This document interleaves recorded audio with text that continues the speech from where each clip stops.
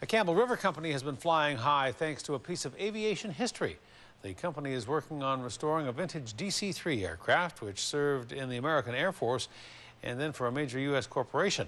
In the 50s, it was considered to be the ultimate in executive air travel luxury. And now the firm in Campbell River is bringing it back to life. A-News videographer Gord Kurbis takes us aboard. Bill Alder has been around aircraft for much of his life, so he knows what he likes. But this plane, he loves. The DC-3 series was built like 30 years after the Wright brothers made their first flight.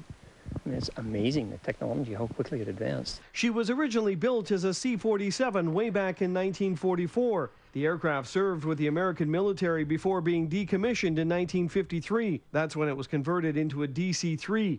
And despite being 66 years old, Alder says it is still a baby. This particular airplane has 22,000 hours on it, so it's a baby. I mean, they have DC-3s with hundreds of thousands of hours on them, and they're still used today worldwide. The plane is now owned by an air museum in Everett, Washington, that has turned its restoration over to Sealand Aviation in Campbell River. We're refurbishing. The aircraft hasn't had an airworthiness certificate since 2002, so we're making it airworthy again. It's flyable, but it needs to be made airworthy. The aircraft's exterior is amazing, but what's really interesting is what's on the inside. It was outfitted with the best of the era and was used for luxurious executive air travel by the Johnson & Johnson Corporation. Oh, it just brings back the mind, you know, what it was like in the 50s of guys sitting in there having a drink, smoking a cigar, and ultimate luxury of the day. They may not seem so luxurious now, but 5 decades ago, this was the ultimate in first class. Executive seats that reclined for sleeping or swiveled for those important meetings. And of course, you couldn't do without these. This is a typical oxygen mask they'd have on, well, probably any time over 11,000 feet they would put the oxygen on. From your seat, you could check the time or your personal altimeter. Or if you really had to know what was going on.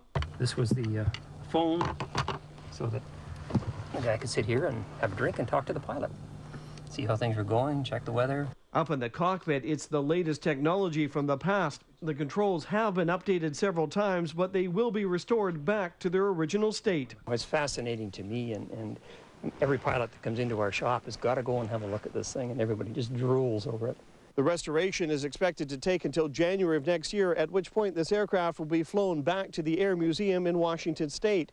At this point, the plans are for this to be a flying exhibit, which means you too should be able to climb aboard and transport back in time.